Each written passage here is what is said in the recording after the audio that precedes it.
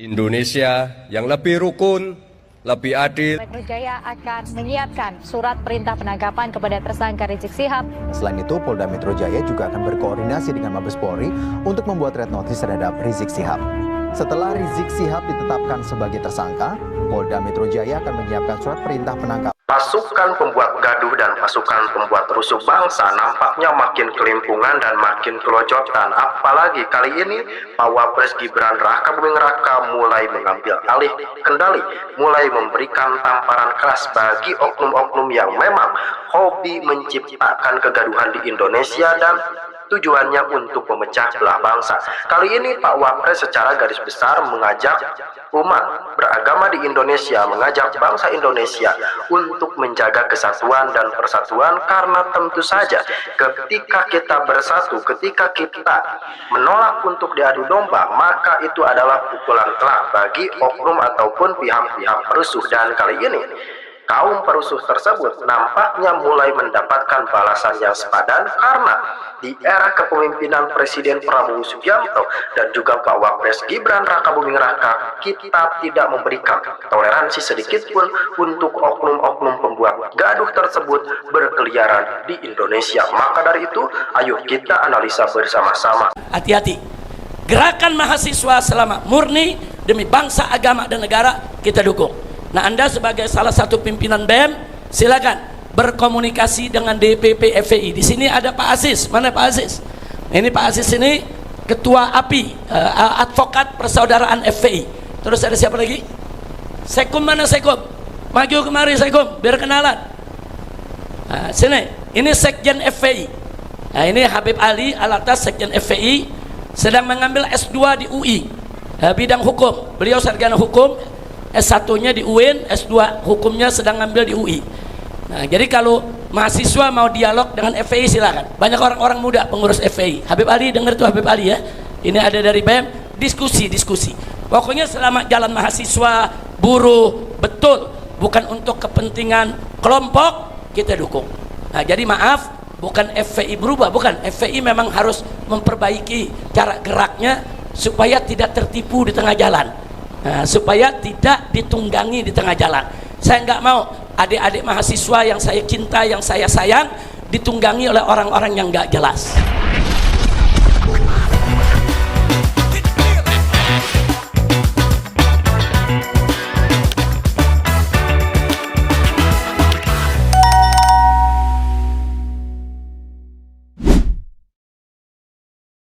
Assalamualaikum warahmatullahi wabarakatuh, sahabat pelita yang dirahmati Allah ya. Ketemu kembali dengan channel ini, semoga sahabat pelita dalam kondisi sehat walafiat dan tentunya masih dalam limpahan dan lindungan yang maha kuasa. Dalam video ini kita sama sekali tidak mau menyudutkan kelompok si A, kelompok si B tentang apa yang terjadi, entah itu kemarin, entah itu yang baru saja sekarang ya, tentang statement-statement para petinggi di negara kita yang mungkin banyak orang-orang tersentil ya dengan ucapan-ucapannya. Tetapi dalam video ini sekali lagi tidak ada maksud untuk menyudutkan pihak manapun. Jadi buat sahabat pelita langsung saja disimak keseluruhan videonya ya. Karena apa? Ketika kita melihat hanya sebatas cuplikan video, takutnya terjadi kesalahpahaman dalam memahami mungkin sebuah video yang sempat beredar di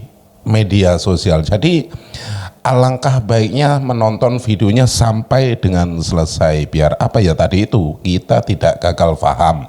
Apabila sudah terjadi kesalahpahaman dalam menanggapi sebuah video, nantinya juga terjadi kerancuan dalam pemikiran ketika kita memberikan argumentasi tentang video ini. Jadi sekali lagi ditekankan untuk menyimak videonya sampai dengan selesai. Nah, sahabat pelita, biar tidak gagal paham, langsung saja kita simak bareng-bareng. Tetapi sebelum kita lanjut, buat Anda yang belum dukung channel ini, mohon dukungannya dengan cara di like, di share, dan subscribe-nya. Tombol loncengnya juga diaktifkan biar Anda tidak ketinggalan kabar info terbaru dari channel ini. Monggo disimak videonya. Ini dia, silakan. Indonesia yang lebih rukun, lebih adil, nilai-nilai luhur Buddha seperti cinta kasih atau metta, kasih sayang, karuna, dan kebijaksanaan, pana, sangat relevan dalam menjawab berbagai tantangan kehidupan yang semakin kompleks seperti saat ini. Mari kita wariskan kepada anak dan cucu kita Indonesia yang lebih rukun, lebih adil, lebih sejahtera, dan lebih bermartabat.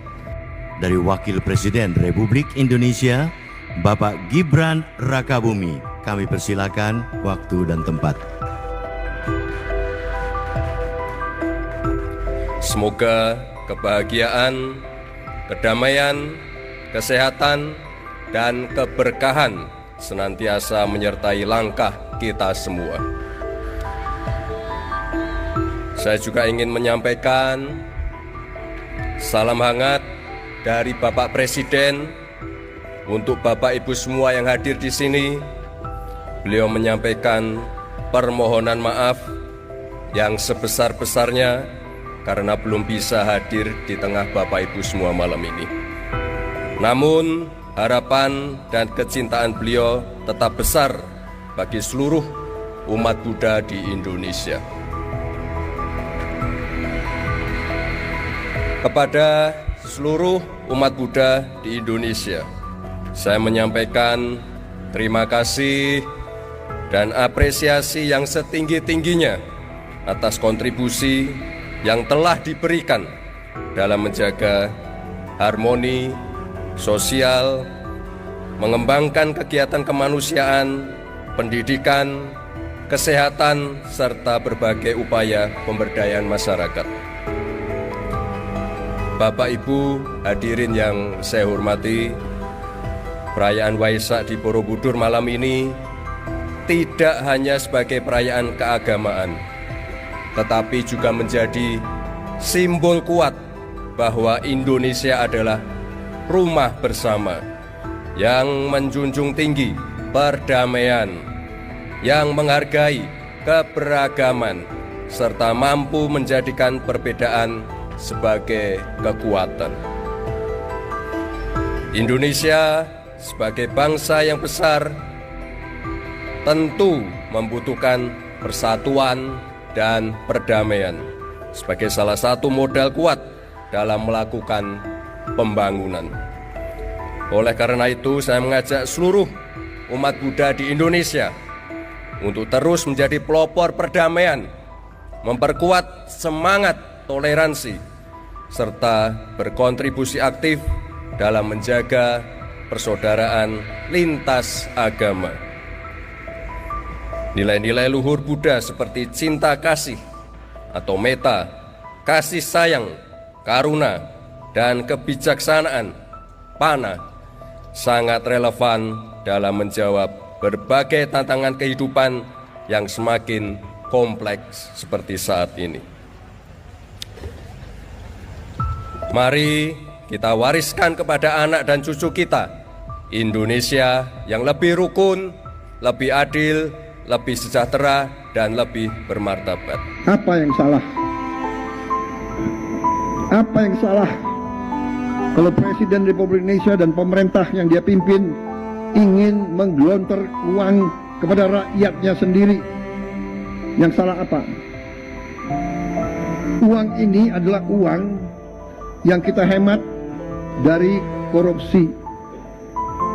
Uang yang tadinya pasti dikorupsi, kita tahan, kita realokasi, kita gelontor ke rakyat. Salahnya apa? Saya merasa saya berada di jalan yang benar. Kita berada di jalan yang benar. Kita berada di pihak rakyat Indonesia. Siapa yang tidak di pihak rakyat, silakan.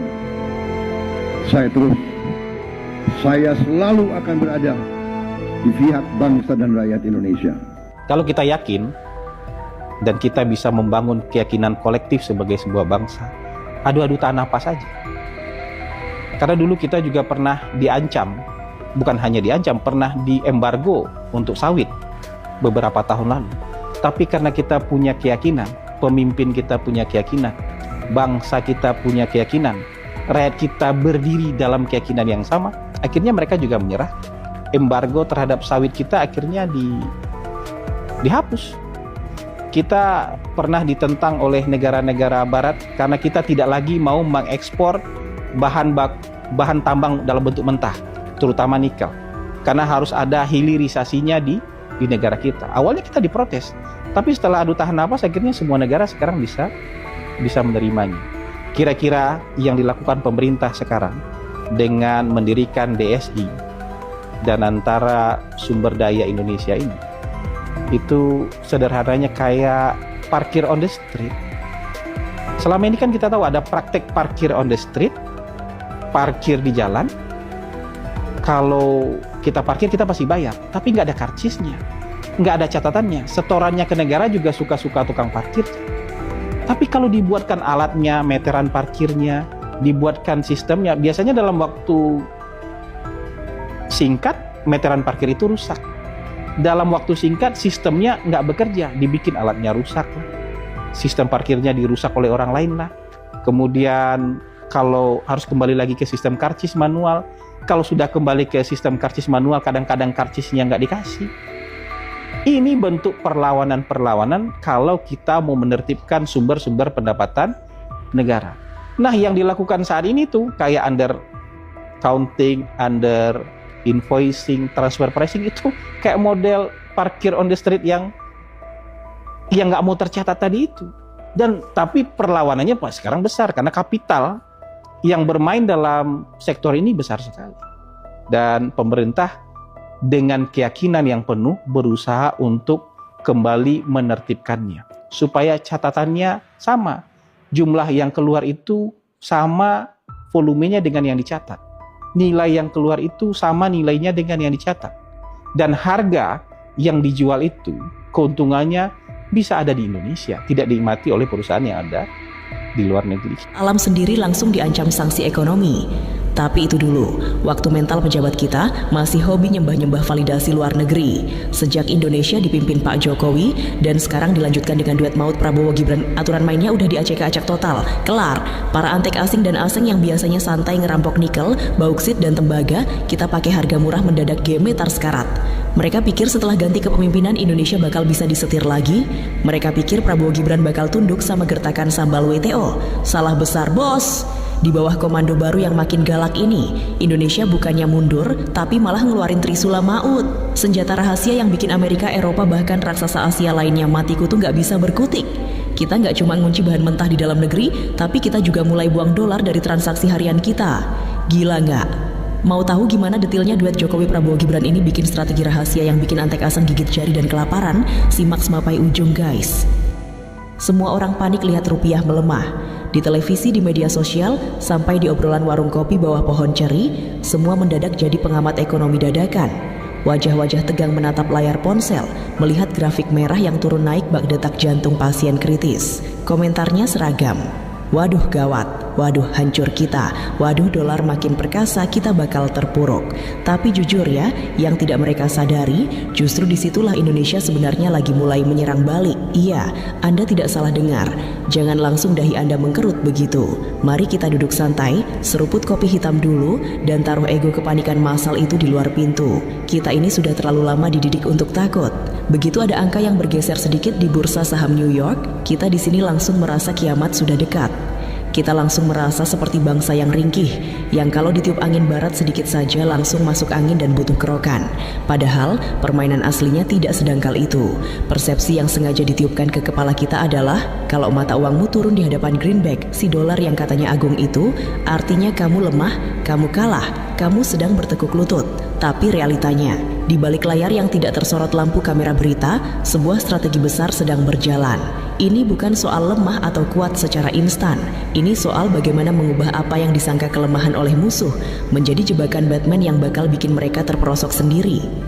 Selama puluhan tahun kita dipaksa main di lapangan yang mereka buat, pakai aturan yang mereka tulis, dan pakai wasit yang gajinya dari kantong mereka juga.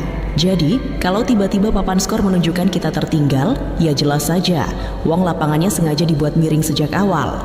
Tapi sekarang, bayangkan kalau kita tidak lagi peduli pada papan skor mereka.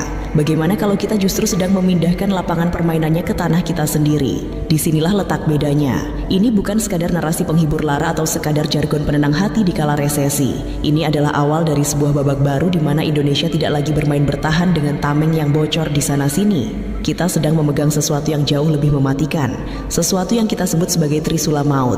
Jadi sebelum Anda ikut-ikutan mengeluh di kolom komentar netizen yang maha panik, mari kita bongkar pelan-pelan kenapa penurunan yang Anda lihat di permukaan itu sebenarnya adalah aba-aba untuk sebuah lompatan yang bakal bikin dunia terperangah.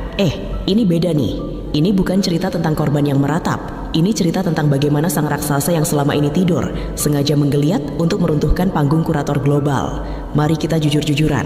Dulu mentalitas bangsa kita ini mirip sekali dengan anak magang baru di perusahaan multinasional. Masuk kantor jalan menunduk, kalau berpapasan dengan manajer asing langsung senyum lebar sampai gigi kering, dan kalau dikasih tugas apa saja, bahkan yang tidak masuk akal sekalipun, pasti jawabnya, "Yes sir, siap sir, laksanakan sir." Kita selalu ketakutan setengah mati kalau tidak dapat bintang 5 dari lembaga-lembaga rating luar negeri. Kalau Washington batuk, kita yang sibuk minum obat flu. Kalau IMF kasih saran, yang belakangan kita tahu malah bikin ekonomi kita makin masuk angin tahun 98 dulu, kita manut saja seperti kerbau dicocok hidung. Kenapa? Karena kita krisis percaya diri. Kita selalu merasa bahwa pintar itu harus berambut pirang, berbahasa Inggris cas-cis-cus, dan punya stempel dari London atau New York. Tapi coba lihat sekarang, zaman sudah berubah, jalannya pun sudah tidak bisa mundur lagi. Perubahan mindset Indonesia saat ini bukan lagi sekadar kosmetik, melainkan rombak total sampai ke fondasinya. Dulu kita ikut aturan global karena takut dikucilkan, takut diberi sanksi, atau takut tidak dipuji. Sekarang, kita mulai berani bilang, maaf ya, aturan Anda itu bagus buat negara Anda, tapi tidak mengenyangkan perut rakyat saya. Kita mulai sadar bahwa kedaulatan itu bukan cuma teks proklamasi yang dibacakan setahun sekali setiap tanggal 17 Agustus, melainkan keberanian untuk menentukan arah sendiri ketika badai geopolitik sedang berkecamuk di luar sana. Ingat tidak analogi tentang tetangga kompleks yang dulu sering diremehkan? Anggaplah Indonesia ini dulu seperti Pak Joko yang tinggal di rumah paling pojok, yang pagarnya belum dicat, jalannya masih tanah, dan kalau ada rapat RT suara Pak Joko sering dipotong oleh warga lain yang rumahnya tingkat 3 dan mobilnya mengkilap. Pak Joko selalu dianggap pelengkap quorum saja. Kalau ada kerja bakti, Pak Joko yang disuruh angkat sampah paling berat, tapi waktu berputar, roda berputar. Pak Joko diam-diam menanam pohon durian unggul di pekarangannya. Beliau tidak lagi beli sayur ke tetangga sebelah, tapi mengolah tanahnya sendiri. Ketika krisis pangan melanda kompleks, tetangga yang rumahnya tingkat 3 itu bingung karena uangnya banyak tapi supermarket kehabisan stok makanan. Akhirnya apa? Mereka semua jalan kaki, mengetuk pintu rumah Pak Joko di pojokan, senyum-senyum simpul sambil melirik pohon durian yang buahnya sudah matang dan lebat. Sekarang Pak Joko tidak perlu berteriak minta dihormati. Cukup dengan duduk di teras sambil ngopi, orang-orang yang dulu meremehkannya mengantre di depan pagar rumahnya. Itulah Indonesia saat ini. Kita tidak lagi sibuk mencari validasi dari luar. Kita tidak butuh tepuk tangan dari negara-negara yang dulunya makmur karena menyedot kekayaan bumi kita secara murah. Prioritas utama kita sekarang sangat sederhana, tapi kokoh, rakyat sendiri. Titik. Tidak pakai koma, tidak pakai tapi. Kalau sebuah kebijakan global menguntungkan korporasi multinasional tapi bikin petani kita gigit jari, ya mohon maaf, kebijakan itu langsung kita masukkan ke kotak sampah. Ini bukan bentuk arogansi. Ya, ini adalah bentuk waras yang paling mendasar. Coba pikir pakai logika warung kopi. Mana ada kepala keluarga yang membiarkan anak kandungnya kelaparan demi membelikan makan malam untuk tetangga sebelah rumah? Kan tidak ada. Kecuali kalau kepala keluarganya memang kurang sehat atau punya niat terselubung. Selama ini dunia internasional memperlakukan kita seolah-olah kita wajib mengorbankan kepentingan domestik demi menjaga stabilitas pasar global. Pasar global punya siapa? Ya punya mereka. Sekarang, sindiran halus ini harus disampaikan dengan tajam ke negara-negara yang dulu hobi mendikte kita. Mereka yang dulu sering mengeluarkan rapor merah untuk Indonesia, yang sering bilang kita tidak demokratis kalau melarang ekspor bahan mentah, atau yang mendadak jadi pahlawan lingkungan hidup ketika kita mau memajukan industri dalam negeri. Lucu ya, mereka yang merusak hutan mereka sendiri ratusan tahun lalu demi revolusi industri, sekarang saat kita mau maju lewat industri modern, mereka mendadak pakai baju jubah hijau sambil menunjuk-nunjuk muka kita. Dulu kita mungkin akan langsung ciut, minta maaf, lalu bikin seminar internasional untuk menyenangkan hati mereka. Sekarang, Kita cuma senyum, lanjut membangun pabrik smelter dan bilang, terima kasih sarannya, silakan nikmati kopi kami, tapi urusan dapur kami yang pegang kendali. Disinilah muncul rasa bangga yang campur aduk dengan rasa tersentuh, sekaligus sebuah kesadaran diri yang mendalam. Kita tersadar bahwa selama ini kita ini kaya raya tapi bermental pengemis. Kita ini seolah-olah duduk di atas peti emas, tapi menangis karena tidak punya uang receh untuk beli mie instan. Ketika mindset itu dibongkar, ketika harga diri baru itu muncul, rasanya seperti ada darah baru yang mengalir di urat nadi bangsa ini. Kita bukan lagi bangsa pengikut yang berdiri di barisan paling belakang, yang tugasnya cuma mengangguk-angguk saat bos di depan berpidato. Kita sudah maju ke depan meja perundingan, melipat lengan ke meja, dan siap menulis ulang kesepakatan yang adil. Kalau mereka tidak mau, ya tidak apa-apa, silakan cari pasokan bahan baku di tempat lain. Kalau ada, ya. Kebetulan barangnya cuma ada di sini, jadi sekarang siapa yang butuh siapa? Nah, sekarang mari kita bedah urusan yang bikin banyak orang susah tidur, pelemahan rupiah. Ini menarik sekali karena hampir semua pengamat ekonomi di televisi selalu pakai kacamata yang sama. Begitu kurs menyentuh angka psikologis baru yang lebih tinggi terhadap dolar, mereka langsung pasang wajah muram seperti baru saja kehilangan dompet di pasar malam. Mereka bilang ekonomi kita rapuh. Tapi, benarkah begitu? Atau jangan-jangan kita sedang menyaksikan sebuah taktik kungfu tingkat tinggi di mana kekuatan pukulan lawan justru digunakan untuk menjatuhkan lawan itu sendiri? Mari kita bawa bahasan ini ke tingkat yang paling membumi, tanpa rumus-rumus ekonomi makro yang bikin kepala pening. Bayangkan Anda adalah seorang penjual bakso di sebuah pujasera. Di sebelah Anda ada penjual burger impor, yang semua bahannya harus didatangkan dari luar negeri. Suatu hari, harga sewa lapak dan bahan baku global naik karena mata uang internasional menguat. Si penjual burger terpaksa menaikkan harga burgernya dari Rp30.000 menjadi Rp50.000 per porsi demi menutup biaya modalnya yang membengkak. Sementara Anda, si penjual bakso yang dagingnya beli dari jagal lokal, bumbunya dari pasar induk sebelah, dan mangkoknya buatan pabrik dalam negeri, harga modal Anda relatif stabil.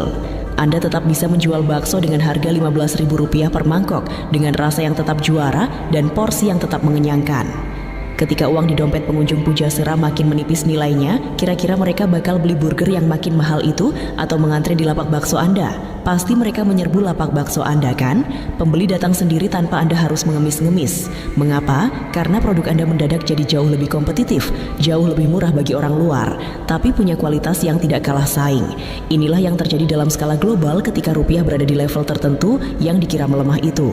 Di mata pembeli internasional yang memegang mata uang asing, produk-produk buatan Indonesia, mulai dari tekstil, furnitur, olahan makanan, sampai komoditas hasil industri hilirisasi, harganya menjadi sangat seksi dan murah meriah, tanpa perlu kita melakukan diskon besar-besaran yang merugikan margin keuntungan. Pasar global sendiri yang akan berbondong-bondong mengalihkan pesanan mereka dari negara lain ke Indonesia. Produk kita jadi menyerbu pasar global karena harganya yang kompetitif.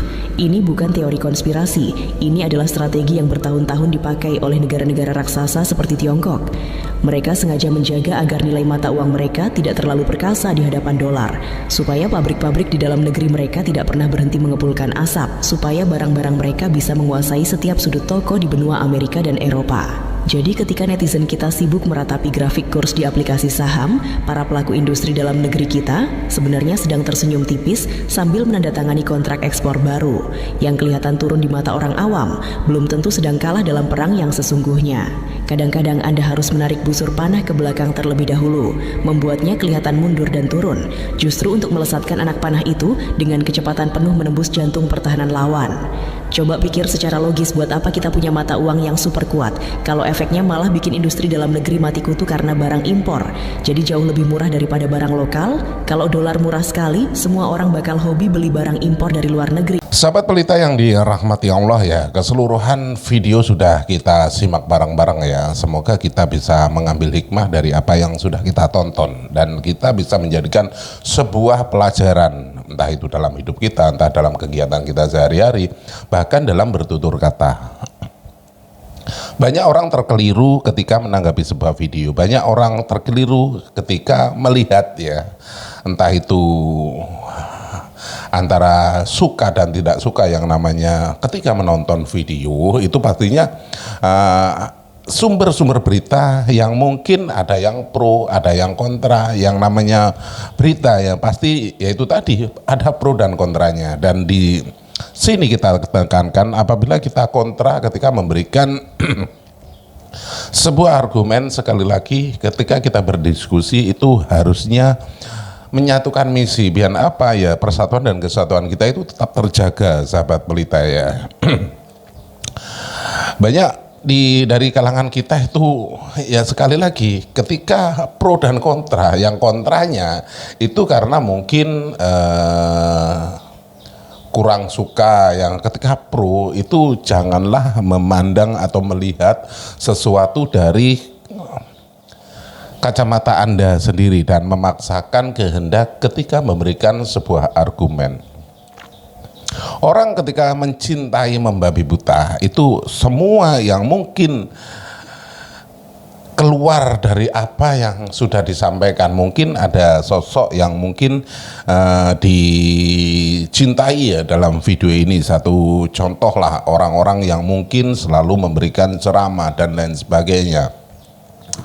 Dan orang itu kebetulan merupakan idola ya, junjungan lah katakanlah ya, seperti itu. Sehingga apapun yang keluar dari mulutnya ataupun ucapan-ucapannya itu selalu dibenarkan, walaupun kadangkala itu ada unsur yang mungkin kesalahan ya dalam memberikan wejangan, memberikan tausiah dan lain sebagainya. Jadi tekankan ketika melihat sesuatu ataupun mendengarkan sesuatu itu, lihat, dengarkan apa yang dibicarakan, bukan lihatlah siapa yang berbicara. Karena ada kerancuan ketika kita melihat siapa yang berbicara, pastinya begitu. Karena di kalangan kita itu ketika melihat ketika ada orang yang memberikan sebuah nasihat ataupun sebuah petunjuk, pasti akan dilihat siapa orangnya, bukan apa yang dinasihatkan. Inilah ya, sekali lagi yang ditekankan, jangan melihat sosok, tetapi dengarkan apa yang disampaikan. Walaupun sosok itu mungkin ya dalam pandangan kita itu merupakan seorang yang alim, yang mungkin ya dalam kacamata kita itu tidak pernah melakukan kesalahan, tetapi apabila memberikan statement ataupun nasihat ada unsur kekeliruan, langsung katakan, oh salah, bukan begitu ya. Walaupun kita meminta nasihat, tetapi apabila nasihat itu malah menjerumuskan, kita pun bisa menolaknya, sahabat berita ya. Karena dalam diri kita itu harus bisa berpikir secara nalar, sahabat pelita ya. Dan tentunya banyak dari kalangan-kalangan kita itu selalu yang mungkin dalam ranahnya dianggap sebagai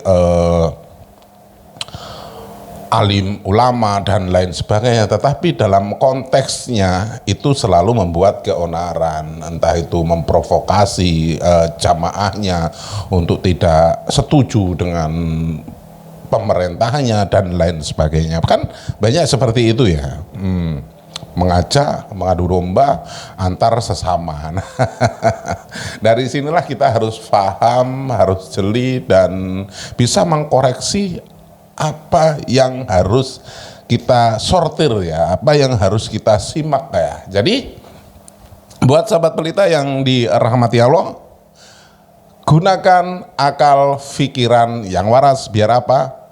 Biar tidak konslet. Terima kasih sudah klik video ini, dan apabila video ini bermanfaat, jangan lupa di like, di share sebanyak-banyaknya, dan tinggalkan jejak Anda di kolom komentar. Di akhir video sekali lagi izinkan saya mohon maaf yang tak terhingga apabila ada unsur kata-kata saya yang mungkin kurang berkenan di hati Anda, karena yang namanya orang itu ketika memberikan ucapan, memberikan salam itu mungkin ada yang terkeliru. Jadi sekali lagi izinkan saya mohon maaf yang tak terhingga.